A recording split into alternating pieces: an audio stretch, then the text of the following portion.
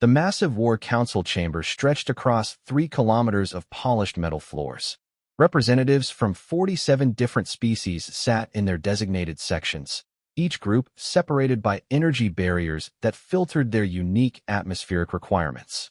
The air hummed with dozens of translation devices working overtime to convert the complex discussions into understandable formats for each delegation.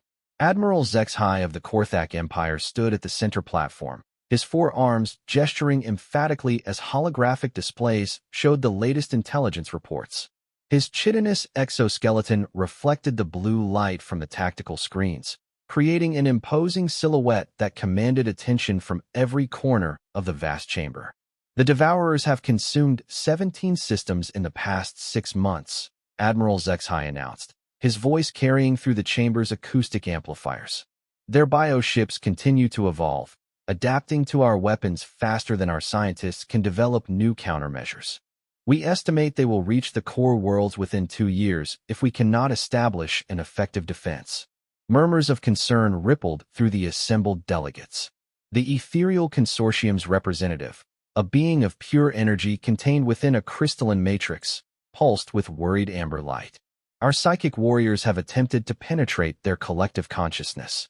The Devourers' minds are alien beyond description. They view all organic life as nothing more than raw material for their endless expansion. Senator Voth of the reptilian hegemony hissed softly before speaking. The combined fleets of our alliance number over 50 million vessels. Our technology spans generations of advancement. How can we be losing to these creatures? The question hung in the air like a toxic cloud. Every species represented in the chamber had contributed their most advanced weapons, their finest tactical minds, and their bravest warriors to the war effort. Yet the Devourers continued their relentless advance, consuming entire civilizations and converting the biomass into new weapons of war. Dr. Keela, the chief xenobiologist from the Aquatic Federation, activated her hover platform and approached the central display. Her translucent blue skin shimmered as she manipulated the holographic interface with practiced efficiency. We have discovered something troubling in our analysis of Devourer specimens. They appear to be deliberately seeking out species with specific genetic markers, not just for consumption, but for integration into their collective. The chamber erupted in alarmed chatter as delegates processed this information. Admiral Zexhai raised 2 of his arms for silence. Explain, Doctor. The Devourers are not simply destroying civilizations randomly. They are hunting for species that possess unique biological or technological capabilities. Each conquest makes them stronger, more adaptable. They are becoming a hybrid of every species they consume. Dr. Keela's voice carried a tremor of fear as she continued.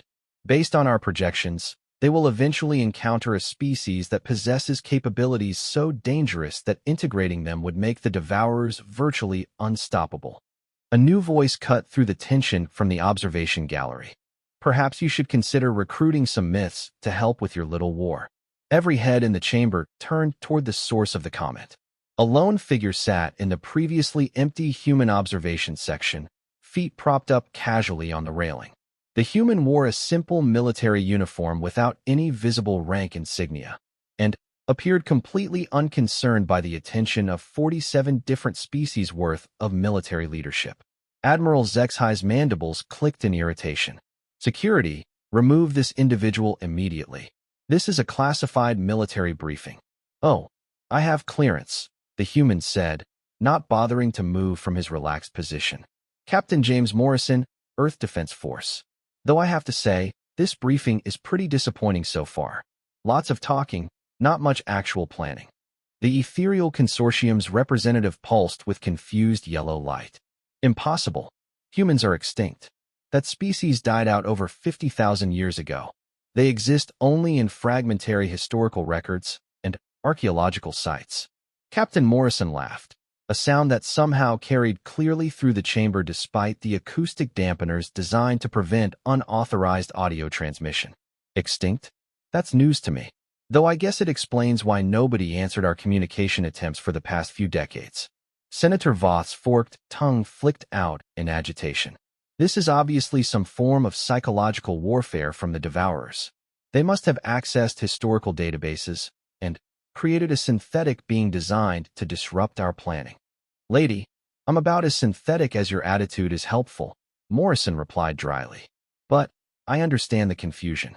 Apparently, you folks have been telling stories about us for so long that you forgot we were real. Dr. Keela activated her analysis scanners, directing them toward the human. Her expression changed from skepticism to shock as the readings appeared on her display. Admiral, the genetic markers are consistent with archived human DNA samples. This individual appears to be genuinely human. The chamber fell silent as the implications sank in. Humans had been considered mythological for millennia, stories passed down through various cultures about a species that had supposedly vanished before achieving interstellar travel.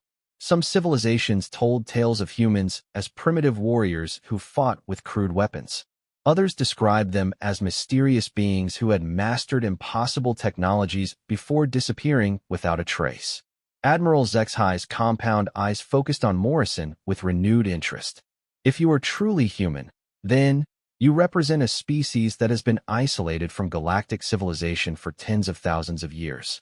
Your technology would be laughably primitive compared to our current capabilities. Morrison finally stood up, stretching casually before walking down to the main floor of the chamber. Primitive? That's an interesting assumption. You want to know why nobody's seen humans for 50,000 years? Enlighten us, Admiral Zexhi said, his tone skeptical but curious. We've been busy, Morrison said simply. See, when we first detected signals from your various civilizations, we realized something important. The galaxy was full of species that had achieved interstellar travel, formed massive alliances, and developed incredibly advanced technologies. Meanwhile, we were still figuring out how to build reliable spacecraft. The human paused, looking around the chamber at the assembled delegates. So we made a decision. Instead of rushing out to join galactic civilization while we were still the weakest species in the neighborhood, we decided to take our time. Learn everything we could about the rest of you, develop our capabilities in private, and only reveal ourselves when we were ready to contribute something meaningful. 50,000 years of isolation, Dr. Keela asked, her voice filled with disbelief. That would require technological capabilities far beyond what primitive humans possessed. Morrison smiled, an expression that somehow seemed both friendly and predatory. Like I said, we've been busy. Terraforming projects, genetic enhancement research, artificial intelligence development, exotic matter manipulation, dimensional engineering. You know, the usual human hobbies. Senator Voth hissed again, this time with what sounded like nervous energy. Even if humans have advanced significantly during their isolation, the Devourers represent a threat unlike anything the galaxy has ever faced. What could one species possibly contribute that our combined civilizations cannot? Well, Morrison said, his casual demeanor never changing. We've been monitoring your war for the past 18 months. We've analyzed the Devourers' tactics, their biological composition, and their expansion patterns. And we've reached a conclusion that might interest you. Admiral Zexhi leaned forward, his attention fully focused on the human. Which is, you're fighting them wrong, Morrison said bluntly. Every engagement follows the same pattern. You detect Devourer bioships. You deploy your fleets in standard formation, you engage in long-range combat using energy weapons and kinetic projectiles, and you get systematically overwhelmed when they adapt to your tactics faster than you can adjust. The chamber erupted in offended protests from multiple species. Admiral Zexhi raised his arms for silence once again. Our tactics are based on thousands of years of military science and practical experience. If you believe you can do better, human, then perhaps you would care to demonstrate. Morrison's smile widened. Actually, Admiral, that's exactly why I'm here. The Human Defense Force would like to formally request permission to engage the Devourers. Request permission? Dr. Keela asked in confusion. Humans are not members of the Galactic Defense Alliance. You have no legal authority to operate in our territory. True, Morrison acknowledged. But we're not asking to operate in your territory. We're asking you to stay out of ours. The implications of that statement sent a chill through the chamber. Admiral Zexhi's mandibles clicked rapidly as he processed the human's words. You are claiming territorial sovereignty over areas that the Devourers currently occupy. Not claiming, Morrison corrected. stating, "The 17 systems the Devourers have consumed? They're all within what humans consider our territorial boundary, which means they've invaded human space and destroyed human property." Senator Voth's eyes narrowed to slits. Impossible. Those systems contained established civilizations with billions of inhabitants. If humans had territorial claims, where were your defense forces? Morrison's expression grew serious for the first time since he had entered the chamber. Senator, those were human colonies. The established civilizations were human settlements that had been developing for centuries. The billions of inhabitants who died, they were human civilians. The silence that followed was absolute. Every delegate stared at the human in shocked disbelief. The idea that humans had established such extensive territorial presence without any other species detecting them challenged everything they thought they knew about galactic geography and monitoring capabilities. The Devourers killed 43 billion humans across 17 systems. Morrison continued, his voice now carrying an edge of controlled anger. They consumed our colonies, converted our people into biomass for their war machine, and turned our worlds into breeding grounds for their next wave of expansion. And now they're moving deeper into human territory, heading for systems with even larger populations. Admiral Zexhai found his voice first. If humans possessed the technology to establish such extensive colonies without detection, why did you not defend them against the Devourers? We tried, Morrison said simply. Our first response was diplomatic. We attempted to communicate with the Devourers, to negotiate some form of coexistence or territorial agreement. That didn't work out very well. And your second response? Dr. Keela asked, though something in her expression suggested she already feared the answer. We sent a single ship to investigate the situation firsthand, Morrison replied. A small research vessel with a crew of 12, designed to gather intelligence about Devourer capabilities and intentions. What happened to your ship? Senator Voth asked. Morrison's smile returned, but now it carried an entirely different quality. It completed its mission successfully, gathered extensive intelligence about Devourer bioships, their tactical patterns, and their decision-making processes. Then, it eliminated every Devourer vessel in the system and sterilized their breeding colonies. The chamber erupted once again, this time with a mixture of disbelief and alarm. Admiral Zexhai's voice rose above the chaos. A single ship eliminated an entire Devourer fleet? That is impossible. Our largest battle groups have struggled to destroy even individual Devourer vessels. Different approaches, Morrison said with a shrug. See, you've been fighting the Devourers like they're a conventional enemy, using conventional tactics, conventional weapons, conventional thinking. But humans learned a long time ago that conventional approaches don't work against unconventional threats. Dr. Keela's scanners were working frantically, trying to analyze any technology the human might be carrying. We detect no weapons, no advanced equipment, no technological systems beyond basic communication devices. How is this possible? Doctor, the deadliest weapon in the human arsenal has never been our technology, Morrison said. It's our psychology. Humans don't just fight to win. We fight to make sure the enemy never wants to fight us again. The Ethereal Consortium's representative pulsed with concerned orange light. Are you suggesting that humans employ psychological warfare against the Devourers? Their collective consciousness is immune to conventional mental manipulation. Not psychological warfare, Morrison corrected. Psychological evolution. See, every other species in this chamber developed interstellar travel after achieving some measure of peace and cooperation within their own civilization. You learn to work together, solve problems through diplomacy and science, and expand into space as unified peoples. Morrison paused, looking around the chamber. Humans are different. We achieved interstellar travel while we were still actively trying to kill each other. We brought our wars with us to the stars. And 50,000 years of isolation gave us plenty of time to perfect the art of warfare on a scale you can't imagine. Senator Voth's voice carried a tremor of fear. What are you saying?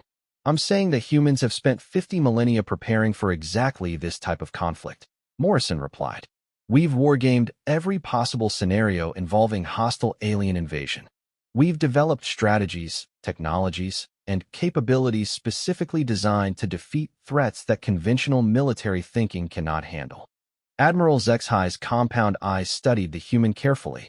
And you believe these preparations will prove effective against the Devourers? Morrison's casual demeanor returned. Admiral, humans don't believe anything. We test. We experiment. We verify. And if our tests show that the Devourers represent the kind of existential threat we've been preparing for, then we implement solutions. What kind of solutions? Dr. Keela asked, though her voice suggested she might not want to know the answer. The permanent kind, Morrison said simply. See, the problem with the Devourers isn't that they're too strong to defeat. It's that everyone's been trying to defeat them instead of solving the underlying problem they represent. The chamber fell silent again as delegates tried to process the human's words. Finally, Admiral HFY spoke. What do you mean by solving the underlying problem? Morrison walked to the central display and gestured at the tactical readouts showing Devourer movements. You're treating this like a conventional war with conventional objectives. Territory to defend, resources to protect, populations to evacuate. But the Devourers don't want your territory or your resources. They want to convert all organic life into extensions of their collective. Yes, Senator Voth said impatiently. That is why we must defeat them. No, Morrison replied. That's why we must eliminate them. Completely. Permanently. With no possibility of recovery, adaptation, or return. The implications of the human's words sent another chill through the chamber. Dr. Keela's voice was barely above a whisper. You are talking about genocide on a galactic scale. Morrison looked at her with an expression of mild surprise. Doctor, the Devourers are already committing genocide on a galactic scale. They've made it clear that they view all other forms of life as raw material for their expansion. There's no negotiating with them, no coexisting with them, and no containing them. They represent an extinction-level threat to every living being in the galaxy. But surely there must be alternatives to total annihilation. The ethereal consortium's representative pulsed hopefully. There are, Morrison agreed. You could surrender and accept conversion into their collective. You could evacuate to another galaxy and hope they don't follow. You could attempt to hide and hope they don't find you. Or you could let humans handle the problem. Admiral HFY studied the human for a long moment before speaking. And if we refuse to allow human intervention? Morrison shrugged. Then you continue fighting your conventional war with conventional tactics. And in about 18 months, the Devourers complete their consumption of human territory and move into your core systems. Based on our analysis, they'll overwhelm your combined fleets within 6 months after that. The chamber erupted in panicked discussions as delegates consulted with their respective governments through quantum communication links. The reality of their situation was becoming clear. Their conventional approach was failing, and the mysterious humans claimed to possess capabilities that might succeed where everything else had failed. After several minutes of chaotic debate, Admiral HFY called for order. Captain Morrison, if humans were to engage the Devourers, what would you require from the Galactic Defense Alliance? Morrison's answer was immediate and simple. Stay out of our way. That's all. Dr. Keela asked in disbelief. That's everything, Morrison replied. Human military doctrine is based on total commitment and unrestricted engagement. We can't operate effectively with alliance oversight, coordination requirements, or rules of engagement designed for conventional warfare. Senator Voth hissed nervously. Unrestricted engagement? What exactly does that mean? Morrison's smile returned, carrying that same predatory quality that had appeared earlier. Senator, it means that when humans go to war, we don't stop until the enemy no longer exists. We don't capture territory, we don't take prisoners, and we don't negotiate conditional surrenders. We end threats. The chamber fell into another tense silence as delegates absorbed the implications. Finally, Admiral HFY spoke. Captain Morrison, how long would you estimate a human campaign against the Devourers might take? Morrison considered the question seriously before answering. That depends on how thorough you want us to be. Admiral HFY stared at the human for several long seconds before responding. What do you mean by how thorough? Captain Morrison walked to the tactical display and began manipulating the holographic interface with surprising familiarity. Well, we could just eliminate the Devourers currently threatening galactic civilization. That would probably take about 3 weeks. Or we could trace their expansion back to their point of origin and ensure they never become a threat again. That might take a few months. The casual way the human discussed time frames that seemed impossibly optimistic sent another wave of shocked murmurs through the chamber. Dr. Keela activated her most sensitive scanning equipment and directed it at Morrison. Captain, our instruments detect no advanced technology, no weapons, no communication devices beyond basic equipment. How could any single species accomplish what you describe? Morrison glanced at her scanners with amusement. Doctor, you're looking for the wrong things. Human technology doesn't announce itself with flashy energy signatures or exotic materials. We learned early that the most effective tools are the ones your enemies don't recognize as weapons until it's too late. Senator Voth's forked tongue flicked nervously. Give us specifics. What weapons do humans possess that could prove effective against Devourer bioships? Senator, that's classified information, Morrison replied. But I can share some general principles. Human military doctrine is based on three core concepts: overwhelming force, technological superiority, and psychological dominance. We don't fight fair, we don't give enemies time to adapt, and we don't leave anything to chance. The ethereal consortium's representative pulsed with confused yellow light. But psychological dominance would be irrelevant against the Devourers. Their collective consciousness is immune to fear, intimidation, or demoralization. Morrison's smile widened. That's what makes them perfect test subjects. The words sent a chill through every delegate in the chamber. There was something in the human's tone that suggested layers of meaning they weren't equipped to understand. Admiral Zexhai decided to take a different approach. Captain, perhaps you could explain how humans remained hidden for 50,000 years while establishing such extensive territorial presence. Stealth technology, Morrison replied without hesitation. Not the kind that makes ships invisible to sensors. The kind that makes entire civilizations invisible to galactic awareness. Humans developed the ability to manipulate information flow, sensor data, and even historical records on a scale that allowed us to operate freely while maintaining the illusion that we didn't exist. Dr. Keela's scanners showed increasing agitation as she tried to process this information. That would require technological capabilities beyond anything in our database. Information manipulation on that scale would need quantum-level processing power and access to communication networks across dozens of species.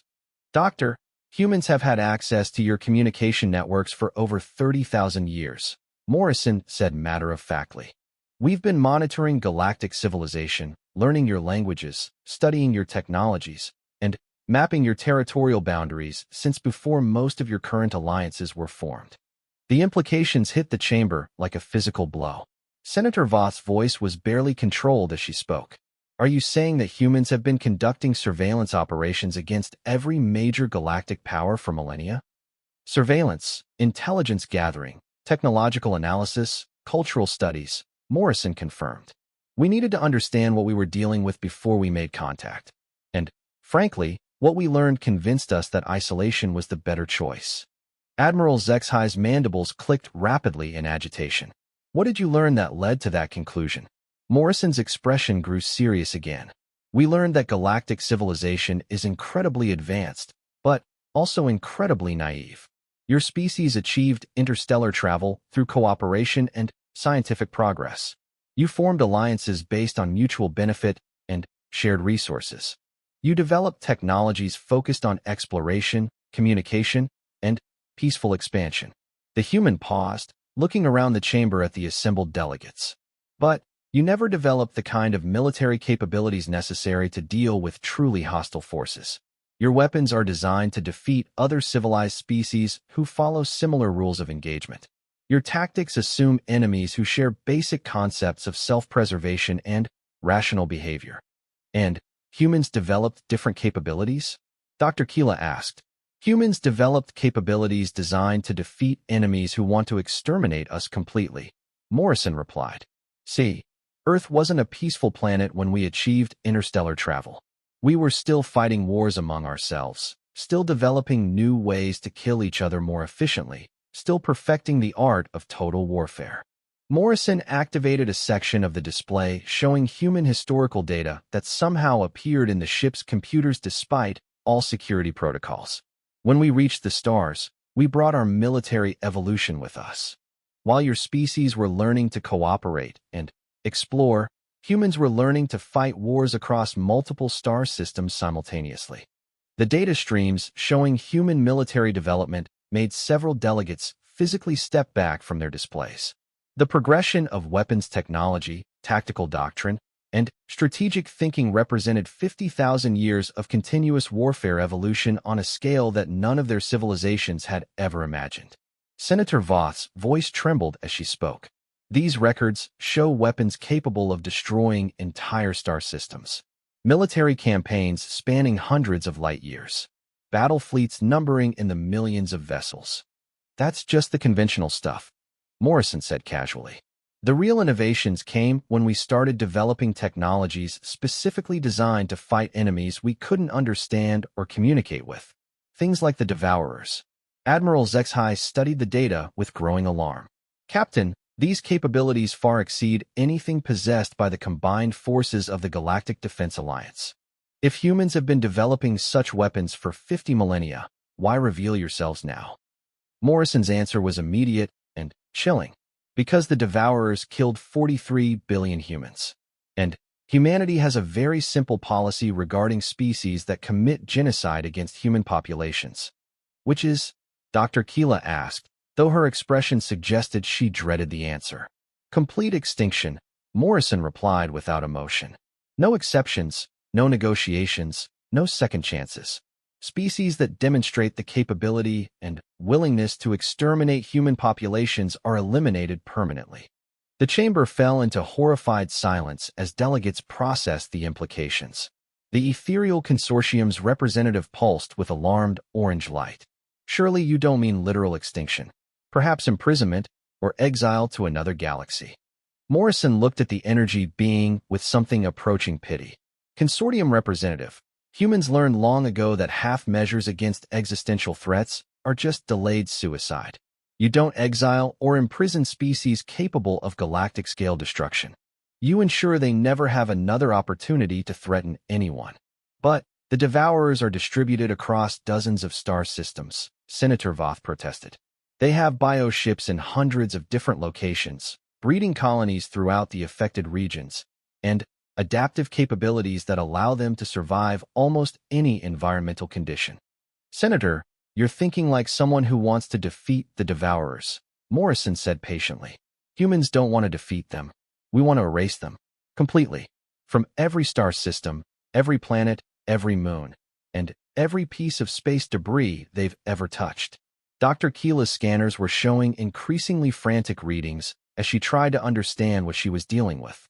Captain, the energy requirements alone for such an operation would exceed the total power generation capacity of our entire alliance. How could one species possess such capabilities? Morrison walked to another section of the display and activated what appeared to be real-time feeds from human military installations.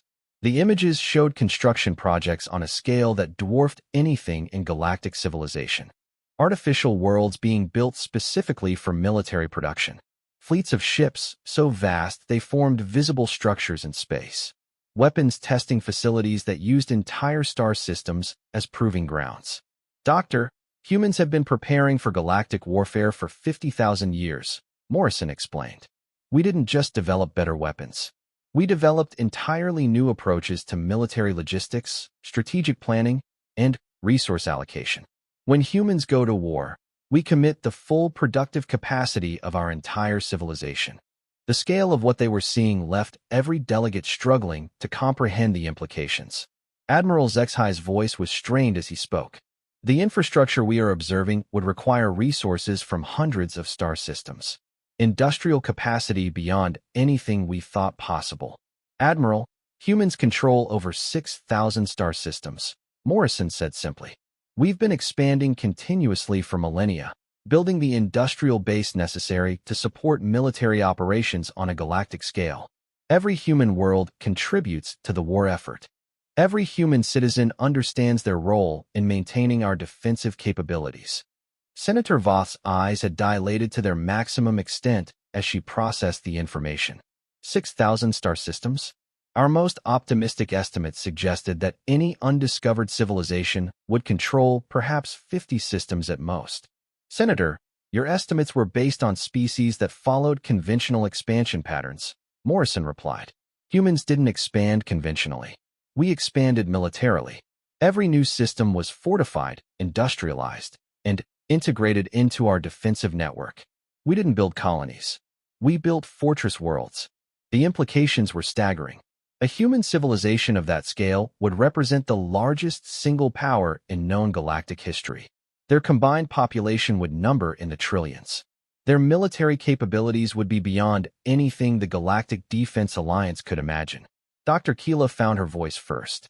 If humans possess such overwhelming advantages, why has galactic civilization been allowed to develop independently? Why not establish contact and claim territorial sovereignty? Morrison's expression grew thoughtful. Because humans learned something important during our early expansion period. We learned that conquest is easy, but coexistence is complicated. Taking over galactic civilization would have been simple. Building something better than what already existed would have been much harder. So you chose isolation instead of dominance? Admiral Zexhai asked. We chose development instead of stagnation, Morrison corrected.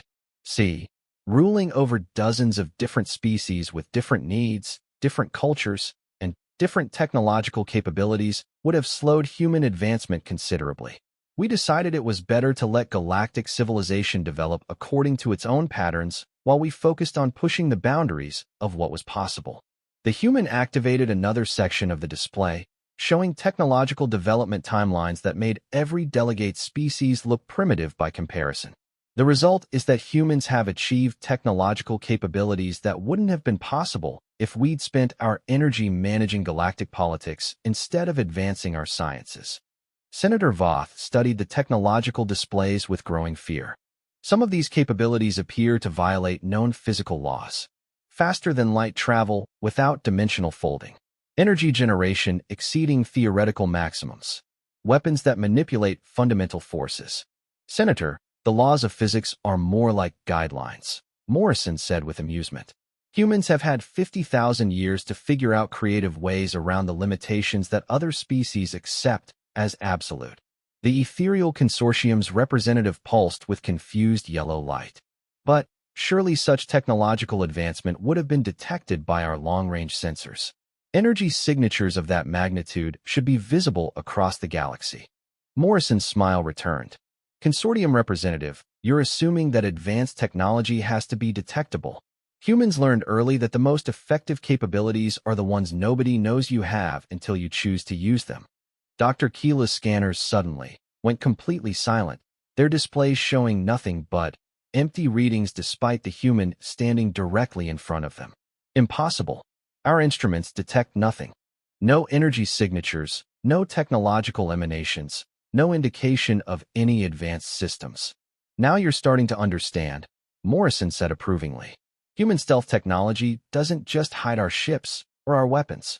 It hides the fact that we're technologically advanced at all. Even standing here talking to you, your instruments can't detect anything that would suggest I represent a civilization more advanced than your own. The demonstration sent another wave of alarm through the chamber. If humans could mask their technological capabilities so completely that even direct scanning revealed nothing, then every assumption about galactic military balance was potentially wrong. Admiral Zexhai's voice carried a note of desperate hope. Captain Morrison, if humans possess such overwhelming advantages, can you guarantee success against the Devourers? Morrison considered the question seriously before answering. Admiral, humans don't guarantee anything. We verify. We test.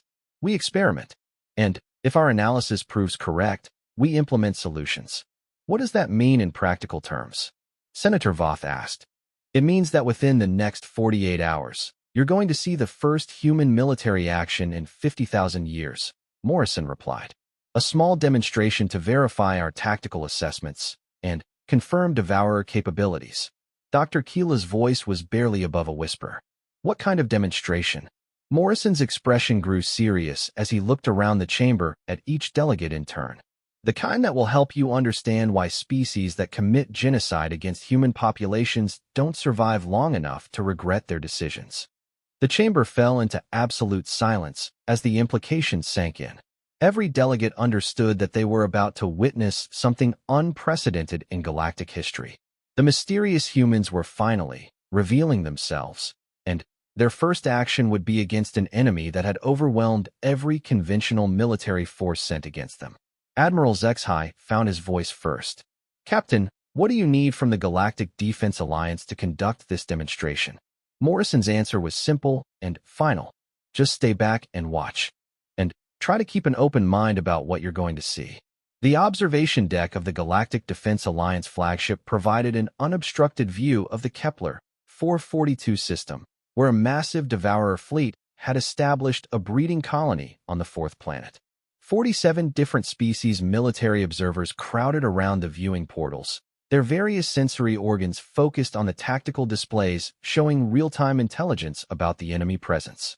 Admiral HFY stood at the center of the observation deck, his four arms manipulating multiple control interfaces simultaneously as he coordinated monitoring equipment from across the Alliance fleet.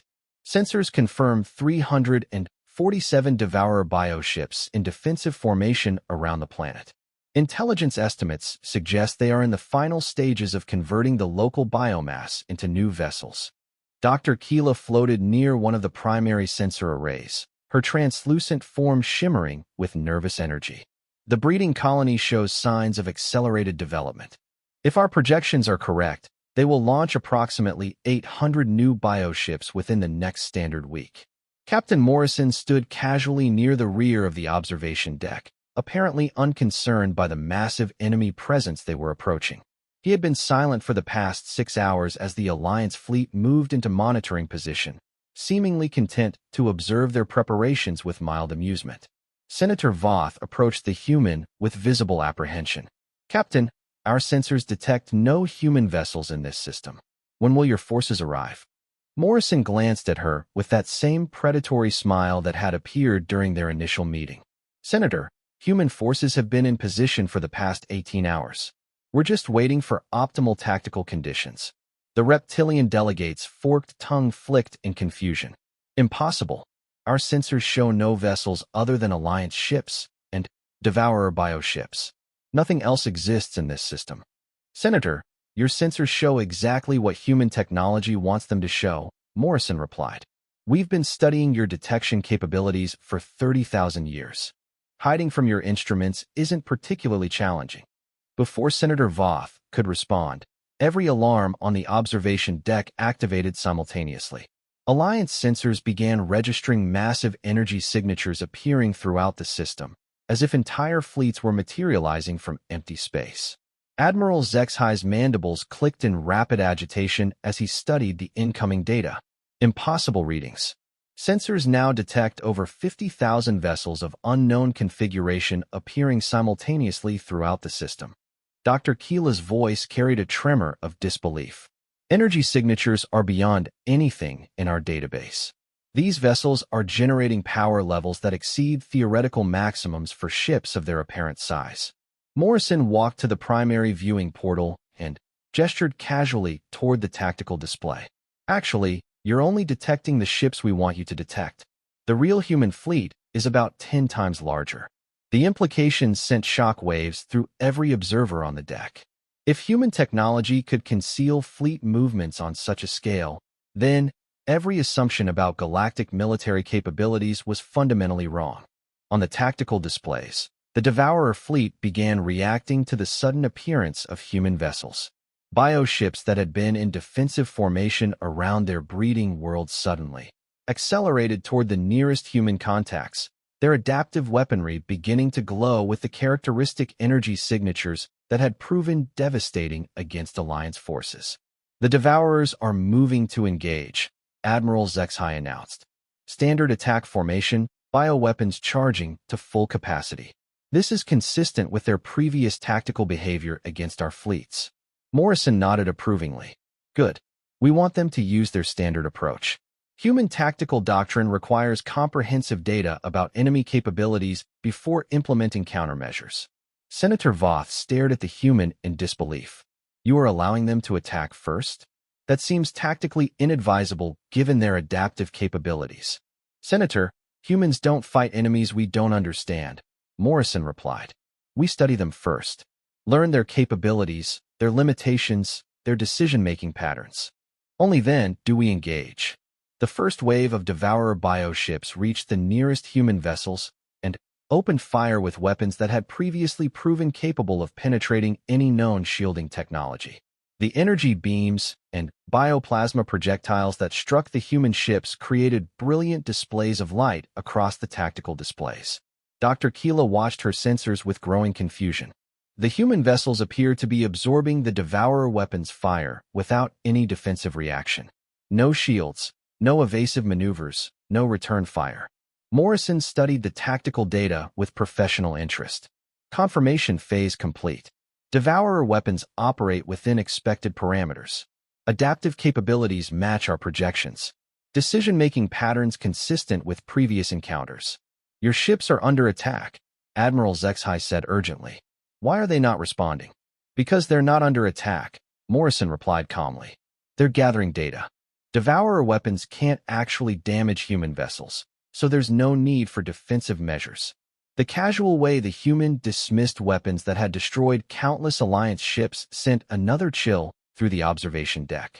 On the displays, more Devourer bioships were converging on human positions, their weapons firing continuously with no apparent effect. Senator Voth's voice was strained.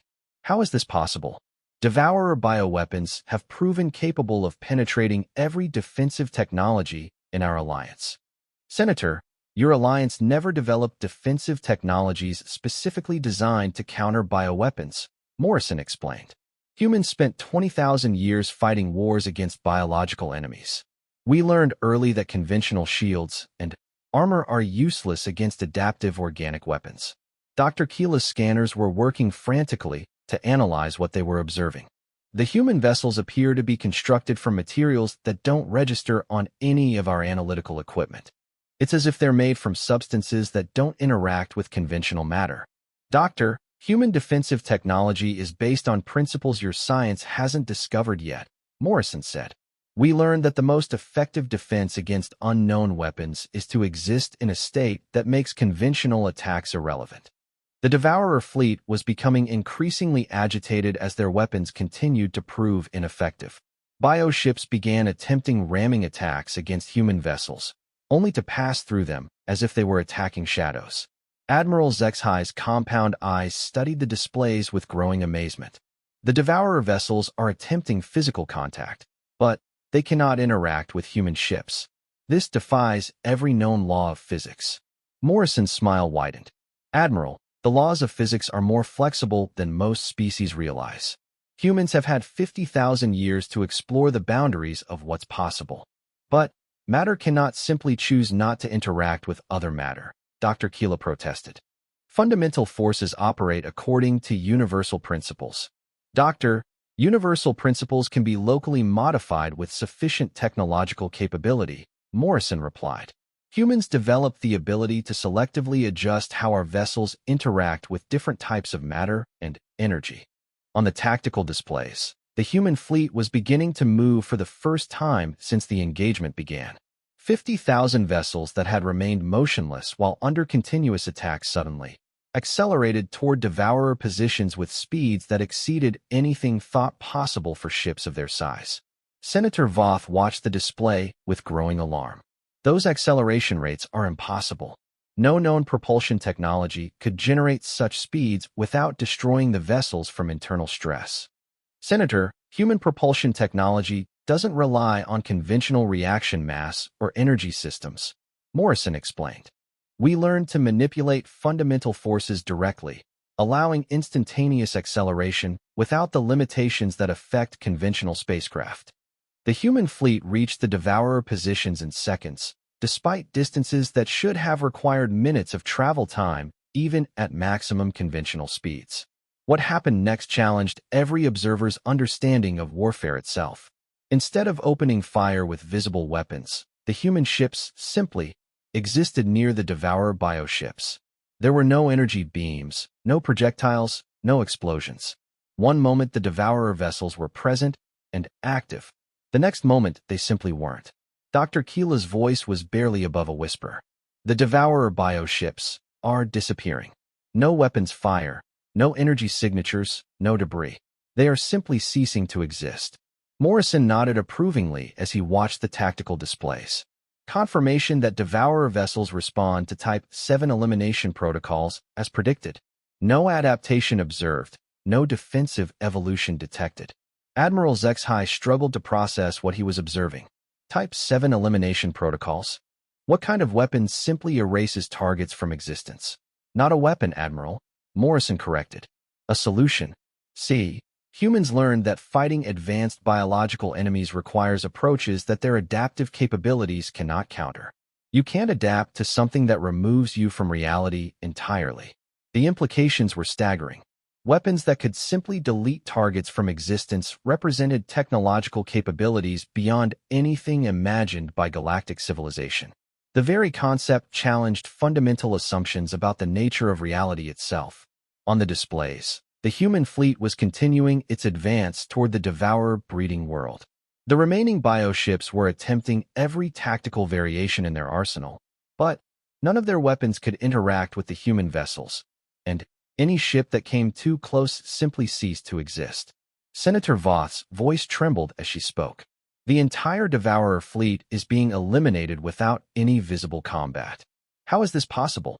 Senator, human military doctrine eliminates the possibility of prolonged engagement, Morrison explained. We don't fight enemies. We solve the problems they represent. Quickly, efficiently, and permanently. The last Devourer bioship disappeared from the tactical displays, leaving only the breeding colony on the planet below. The human fleet formed a perfect sphere around the world, their vessels maintaining positions with mathematical precision that suggested incredible coordination capabilities. Dr. Keela's scanners were showing readings that challenged her understanding of technology itself. The human vessels are generating some form of field effect that encompasses the entire planet. Energy patterns unlike anything in our scientific databases. Morrison studied the displays with professional satisfaction. Planetary sterilization protocols initiating. This will take approximately 17 minutes to complete. Planetary sterilization? Admiral Zexhai asked in alarm. You intend to destroy the world? Not destroy, Admiral, Morrison corrected. Cleanse. We're going to remove every trace of Devourer contamination from the planet while preserving the underlying ecosystem. The world will be completely habitable again within a few standard months. The concept was almost incomprehensible. Technology that could selectively eliminate biological contamination on a planetary scale while preserving everything else suggested capabilities that bordered on the impossible. On the displays, the planet began to glow with a soft light that seemed to penetrate through to its core.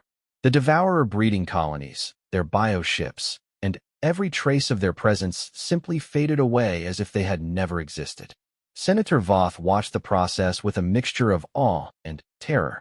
You are rewriting the biological composition of an entire world in real time. The energy requirements alone should be impossible. Senator, human technology doesn't rely on conventional energy sources, Morrison replied. We learn to tap into forces that most species don't even know exist. Power limitations become irrelevant when you can access unlimited energy. Dr. Keela's voice carried a note of desperate scientific curiosity. Captain, the principles you are describing challenge fundamental theories about the nature of reality. How did humans develop such capabilities? Morrison's expression grew serious as he considered her question. Doctor, humans developed these capabilities because we had no choice.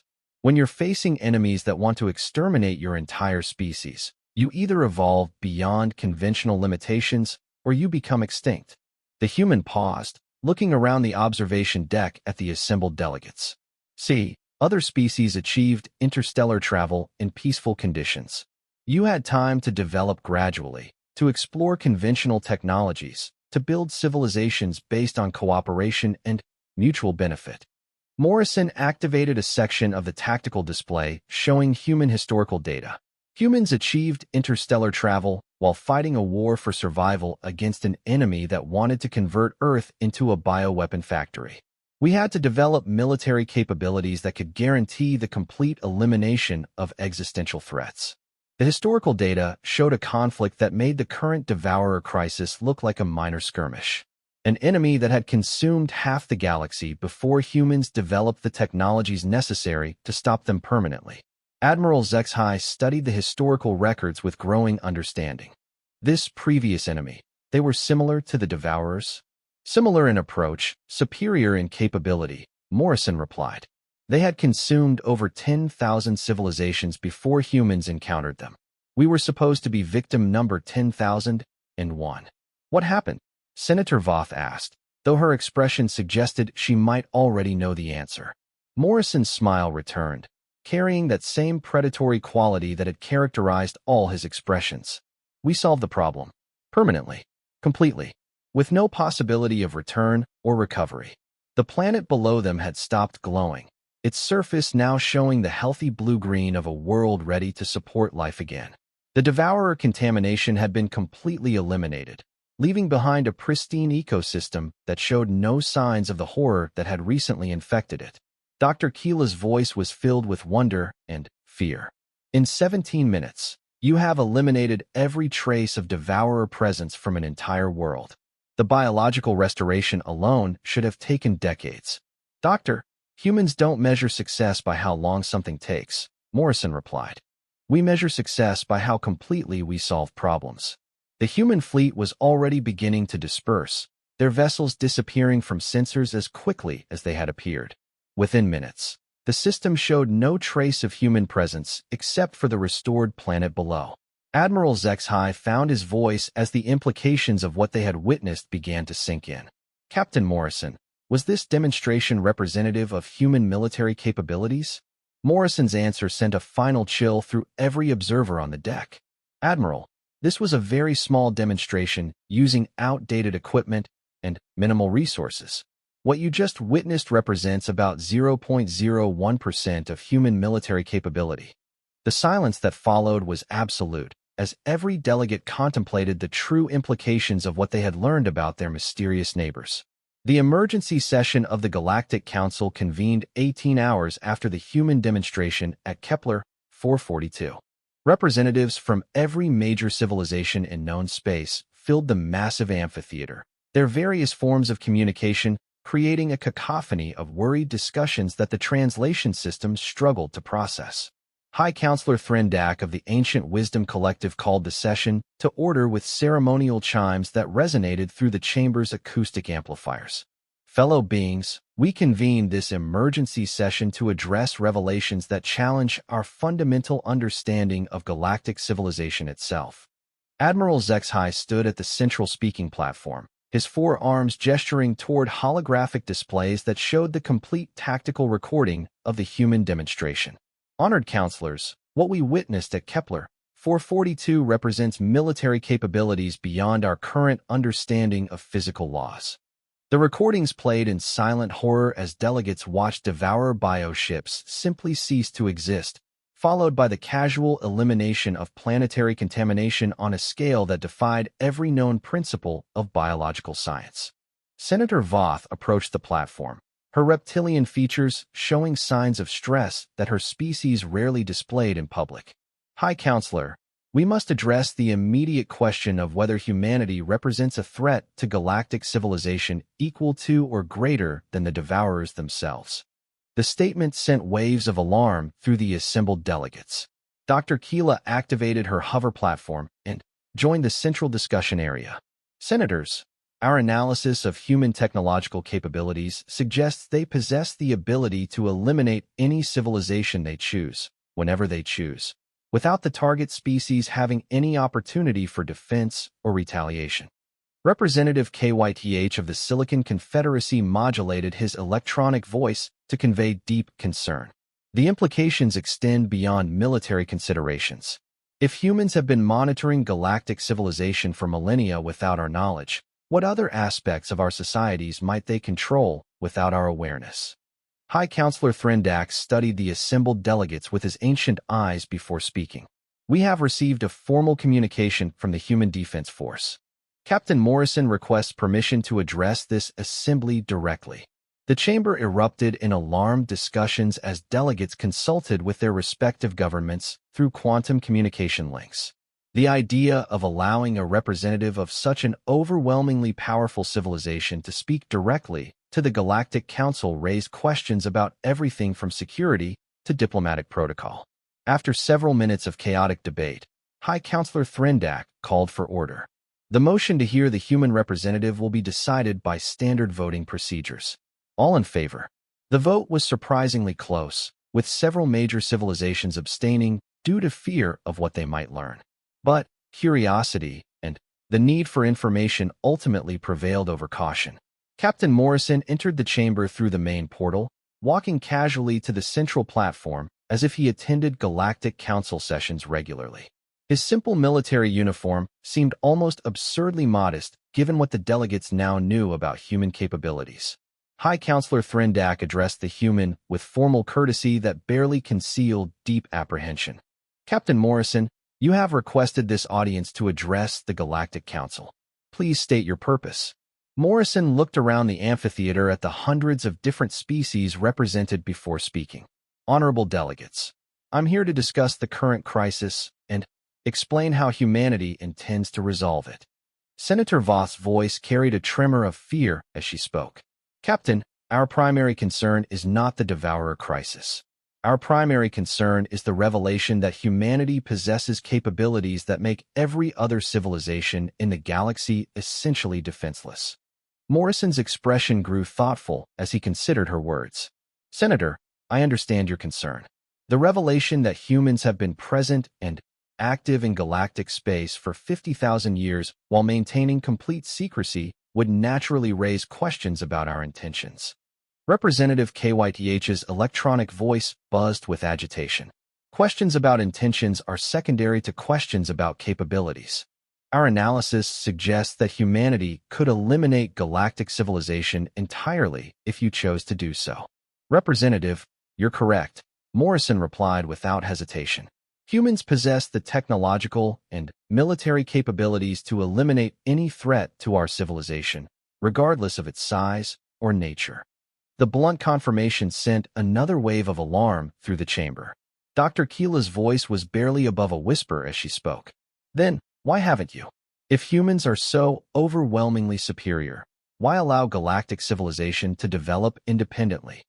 Morrison walked to the holographic display system and activated historical data streams that showed human expansion patterns over 50 millennia. Doctor, because humans learned something important during our early development. We learned that dominance and progress are often mutually exclusive goals. The displays showed human territorial expansion that dwarfed anything achieved by galactic civilization, but also showed something unexpected. Human colonies that specifically avoided contact with developing species. Territorial boundaries that deliberately provided space for other civilizations to grow. Military forces that remained hidden rather than establishing obvious dominance. Admiral Zexhai studied the data with growing confusion. These expansion patterns suggest deliberate restraint. Human colonies could have claimed far more territory, but chose to limit their growth to avoid contact with developing species. Correct, Admiral, Morrison confirmed.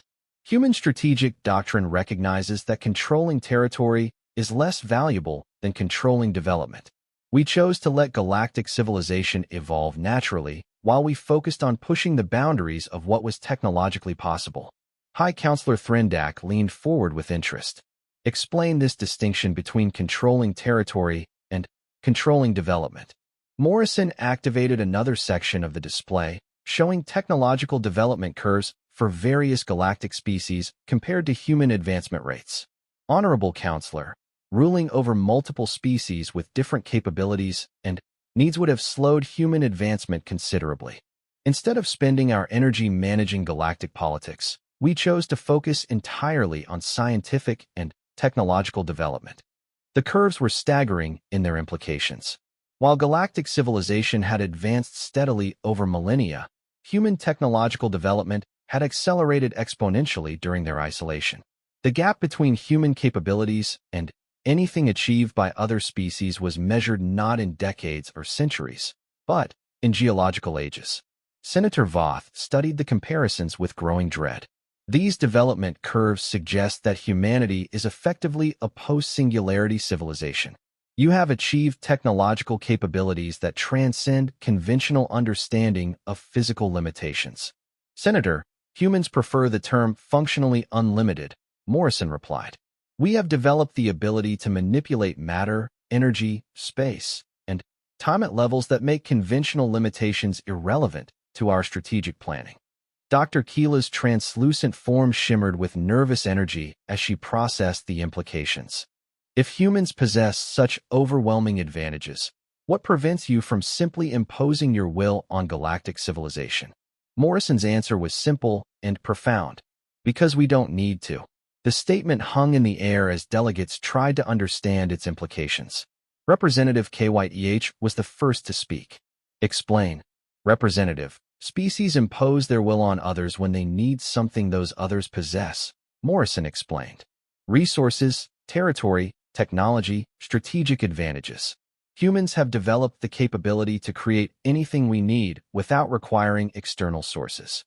Morrison activated displays showing human industrial capabilities that operated on scales beyond galactic comprehension. We can create matter from energy, energy from dimensional manipulation, and space itself through geometric engineering. We don't need anyone else's resources because we can generate unlimited resources ourselves. Admiral Zexhi's mandibles clicked in amazement as he studied the industrial data. These production capabilities suggest that humanity could construct entire star systems if desired. Material limitations have become completely irrelevant. Correct, Admiral, Morrison confirmed. Which means that humanity's relationship with galactic civilization is based on choice, not necessity. We interact with you because we find it interesting, not because we need anything from you. The implications were both reassuring and terrifying. A civilization that powerful operating out of genuine interest rather than strategic need was potentially less threatening than one driven by resource requirements, but also completely unpredictable in its decision-making. High Counselor Threndak addressed the core concern that every delegate was contemplating. Captain Morrison, given humanity's overwhelming advantages, what are your species' intentions regarding galactic civilization? Morrison's answer was immediate and definitive. Our intention is to eliminate the devourer threat completely and then return to our previous policy of non-interference. Senator Voth's voice carried desperate hope. You intend to withdraw again? To return to isolation after dealing with the current crisis? Senator, humans have no interest in ruling galactic civilization, Morrison replied. Managing the complex needs and desires of dozens of different species would be a massive waste of our time and energy. We prefer to focus on our own development and exploration. Dr. Keela activated her analytical systems and directed them toward Morrison. Captain, our instruments still detect no advanced technology. How do we know that anything you have told us is true? Morrison smiled and gestured casually toward her scanning equipment. Suddenly, every sensor in the chamber began displaying detailed technical specifications for technologies that challenged the fundamental assumptions of galactic science. Doctor, you're now looking at complete blueprints for every piece of technology I've described, Morrison said. Your scientists are welcome to study them. Though I should warn you that understanding the principles involved will probably take your civilizations several thousand years. The technical data flowing through the chamber's systems represented technological knowledge beyond anything imagined by galactic science. Weapons that manipulated fundamental forces. Propulsion systems that ignored conventional physics. Industrial processes that converted energy directly into organized matter. Representative KYTH's electronic voice carried a note of awe. These technical specifications, they describe technologies that operate according to principles we haven't discovered yet. Representative, humans discovered those principles because we had strong motivations to push beyond conventional limitations, Morrison explained. When you're facing existential threats, you either transcend your current capabilities or you become extinct. Admiral Zexhi studied the weapon specifications with professional interest. These designs suggest capabilities for eliminating threats on scales we never imagined possible.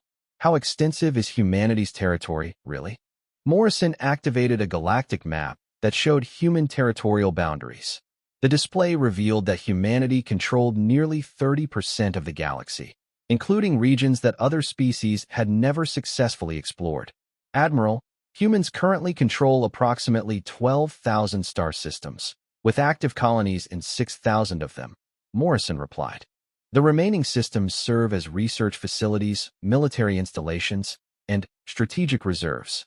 The scope of human presence made every other civilization look like minor regional powers. Even the largest galactic alliances controlled only a fraction of the territory that humanity had quietly claimed over 50 millennia. High Counselor Thrindak contemplated the galactic map before speaking.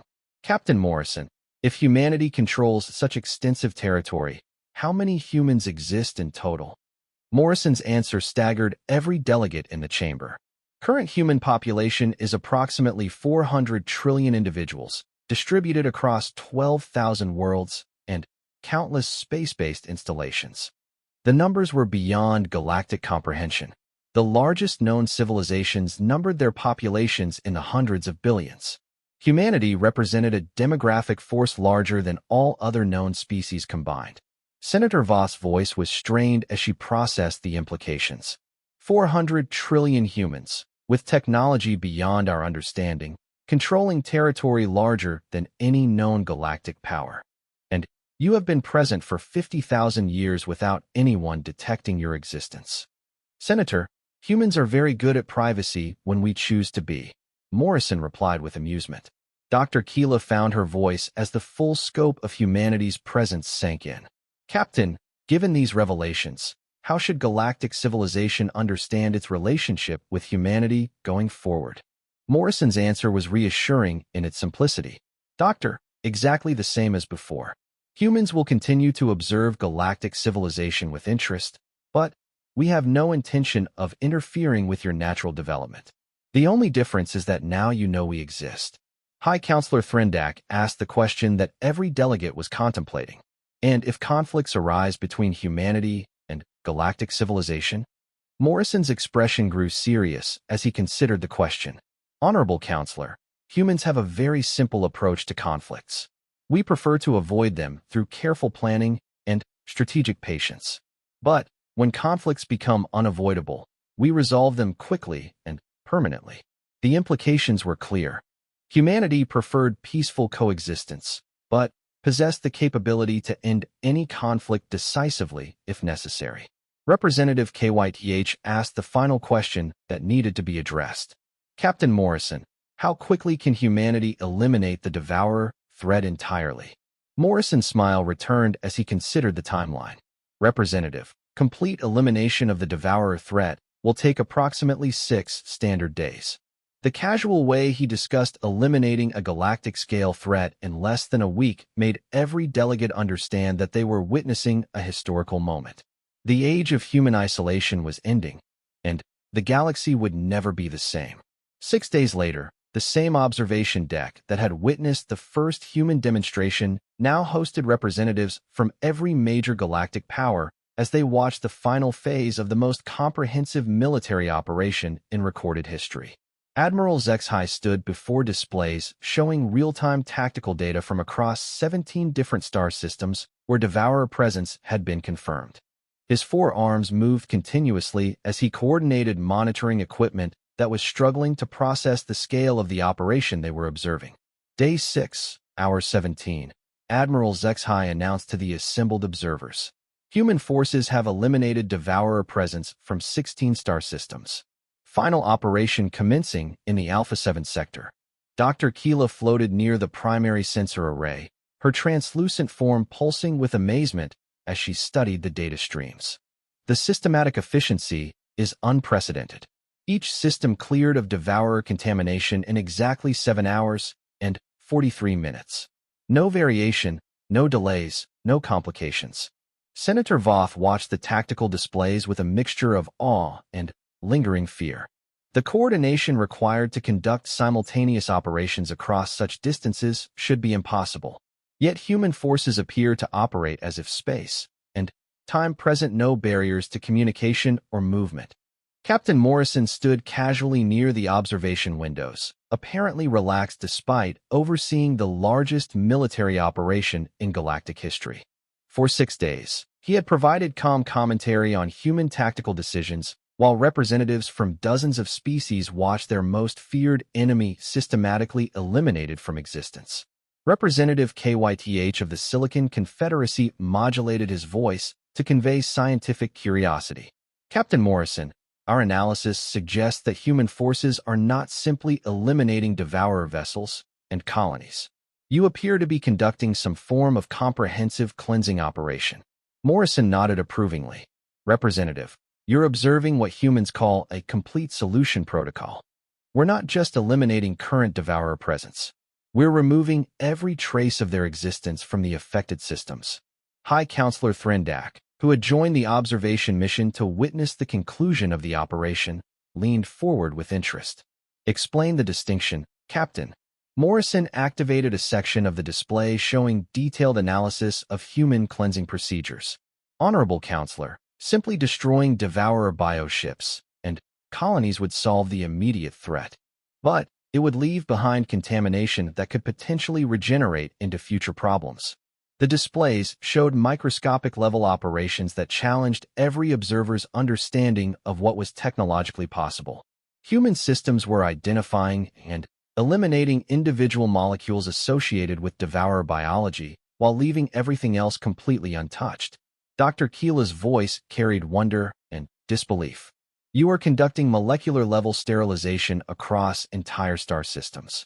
The precision required to differentiate between devourer contamination and native biological systems should be impossible. Doctor, human technology operates at levels where precision becomes a design choice rather than a technical limitation, Morrison replied. We can selectively target any specific molecular structure across any distance we choose. Admiral Zexhai studied the operational displays with professional amazement. The logistics alone for such an operation should require coordination between millions of vessels and countless support systems. Yet our sensors detect only minimal human presence in each target system. Admiral, you're detecting exactly what we want you to detect, Morrison explained. Most of the human fleet operating this mission exists in dimensional phases that your sensors cannot access. What you observe represents a tiny fraction of our actual presence.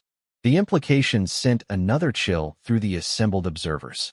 If human technology could operate across multiple dimensions simultaneously, then conventional understanding of military logistics became meaningless. On the tactical displays, the final Devourer stronghold in the Alpha 7 sector was beginning to show signs of the systematic elimination that had characterized every previous operation. Bioships that had terrorized galactic civilization for months simply ceased to exist as human forces applied their incomprehensible technologies. Senator Voth watched the process with continued amazement. 6 days to eliminate a threat that our combined civilizations could not contain in 18 months of warfare. And you accomplished this while simultaneously restoring every affected system to pristine condition. Morrison's expression grew serious as he considered her words. Senator, humans don't measure success by how quickly we eliminate threats. We measure success by how completely we prevent those threats from ever returning. Representative KYTH's electronic voice buzzed with curiosity. Captain, are you suggesting that this operation extends beyond simply eliminating current devourer presence? Representative, this operation includes measures to ensure that the specific type of threat represented by the devourers never develops anywhere in this galaxy again. Morrison replied matter-of-factly. The casual way he discussed preventing threats on a galactic scale made every observer understand that they were witnessing capabilities beyond their comprehension. Human technology apparently operated at levels where manipulating the development of entire galaxies was routine. Dr. Keela's scanners were working frantically to understand the implications. Captain, preventing the development of specific threat types across galactic distances would require the ability to monitor and influence biological evolution on countless worlds simultaneously. Doctor, humans have been monitoring biological development throughout this galaxy for 30,000 years, Morrison confirmed. We established comprehensive monitoring systems to ensure that threats similar to the Devourers could be identified and contained before they became dangerous. Admiral Zexhi's compound eyes focused on the human with growing understanding. The surveillance networks you described during our first meeting, they weren't just for observing galactic civilization. Correct, Admiral, Morrison replied. Human monitoring systems track biological development, technological advancement, social evolution, and strategic capabilities for every species in the galaxy. We maintain comprehensive databases on potential threats and beneficial developments. The scope of human monitoring made every delegation understand that their civilizations had never been as independent as they had believed. Humanity had been watching, analyzing, and potentially influencing galactic development for millennia. High Counselor Threndak asked the question that every observer was contemplating. Captain Morrison, if humans have possessed such comprehensive monitoring capabilities for so long, why did you allow the Devourer threat to develop at all? Morrison's answer revealed the depth of human strategic thinking. Honorable Counselor, the Devourers didn't develop naturally. They were created as a biological weapon by a hostile civilization from outside this galaxy approximately 2,000 years ago. The revelation sent shock waves through every delegation. The idea that the galaxy faced threats from beyond its boundaries opened entirely new categories of strategic concern. Senator Voth's voice trembled as she spoke. You are saying that the Devourers were an invasion force from another galaxy? Senator, the Devourers were a reconnaissance probe, Morrison corrected. The civilization that created them was testing this galaxy's defensive capabilities before launching their main invasion force. The implications were staggering. If the Devourers had been merely a reconnaissance probe, then the actual threat they represented was far larger than anyone had imagined. Dr. Keela's voice was barely above a whisper. How large is the main invasion force? Morrison's answer was characteristically precise. Approximately 50 million bioships, each one significantly more advanced than anything the Devourers deployed. Estimated arrival time was 6 months from now. The timeline made every observer understand why human intervention had been necessary. Galactic civilization would have been completely overwhelmed by a threat 50 times larger than what had already proven devastating. Representative KYTH asked the obvious follow-up question. Was Captain? Past tense. Morrison's smile returned as he activated displays showing operations beyond the edge of galactic space. Representative, eliminating extragalactic threats is one of humanity's primary strategic responsibilities. The invasion force ceased to exist approximately 2 hours ago. The casual way he discussed eliminating threats across intergalactic distances made every observer understand that humanity operated on scales that transcended anything they had previously imagined. Admiral Zexhi studied the displays showing human operations in intergalactic space. Your forces can project military power across intergalactic distances? The energy requirements alone should be impossible. Admiral, humans learned long ago that energy requirements become irrelevant when you can manipulate fundamental forces directly, Morrison explained. Distance, time, and energy are all variables that we can adjust according to operational requirements. On the tactical displays, the final Devourer presence in the Alpha 7 sector disappeared from existence. The comprehensive cleansing operation was complete, leaving 17 star systems restored to pristine condition and protected against future contamination. High Counselor Threndak contemplated the enormous scope of what they had witnessed before speaking. Captain Morrison, this operation represents the most significant military achievement in galactic history. How will humanity document these events? Morrison's answer was surprising in its modesty. Honorable Counselor, humans will record this operation as a minor defensive action requiring minimal resources and standard procedures. Dr. Keela's voice carried disbelief. Minor defensive action? You eliminated a galactic-scale threat and prevented an invasion from another galaxy entirely. Doctor, from a human perspective, this operation was routine threat management, Morrison replied.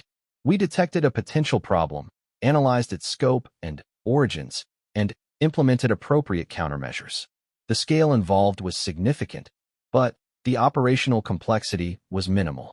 The humans' casual attitude toward operations that dwarfed anything in galactic military history made every observer understand the true scope of human capabilities.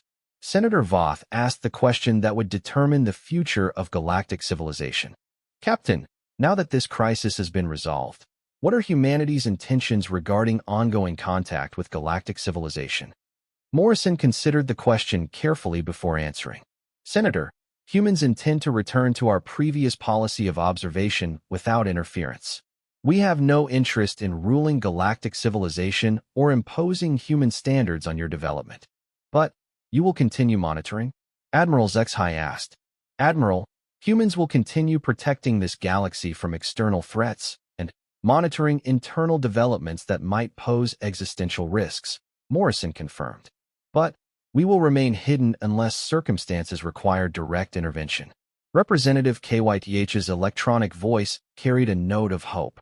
And, if we wish to maintain contact, to learn from human scientific achievements. Morrison's smile widened. Representative, humans would be interested in establishing formal diplomatic relations with galactic civilization. We've learned a great deal from observing your diverse approaches to scientific and social development. The offer opened possibilities that every delegation would need to consider carefully. Contact with a post-singularity civilization could accelerate galactic development by millennia, but it might also fundamentally alter the nature of their societies. High Counselor Threndak addressed the final question that needed resolution. Captain Morrison, how should galactic civilization remember these events? Morrison's answer was profound in its simplicity. Honorable Counselor, remember that when existential threats emerge, there are always solutions available. The universe is vast, full of civilizations and capabilities beyond current understanding. Isolation and despair are choices, not inevitabilities. Dr. Keela found her voice for one final question. And if we face similar threats in the future? Morrison's expression grew serious as he looked around the observation deck at representatives from dozens of different species. Doctor, humans have been protecting this galaxy for 50,000 years. We will continue that responsibility for as long as necessary. The casual way he accepted responsibility for protecting an entire galaxy made every observer understand that they had witnessed something unprecedented in the history of civilized space. Humanity had revealed itself not as conquerors or rulers, but as guardians who had been silently protecting galactic civilization since before most species had achieved interstellar travel. As human forces began withdrawing from the cleansed systems, leaving behind restored worlds and clear space, every delegation understood that the galaxy had fundamentally changed. The age of human isolation was ending, but their role as protectors would continue. The observation deck fell silent as delegates contemplated a future where humanity served as both guardian and neighbor. The universe had suddenly become much larger and much safer, protected by beings whose capabilities transcended conventional understanding. In the distance, the last human vessels disappeared from sensors, returning to their hidden realm while leaving behind a galaxy cleansed of its greatest threat and protected by guardians whose very existence had become legend made real.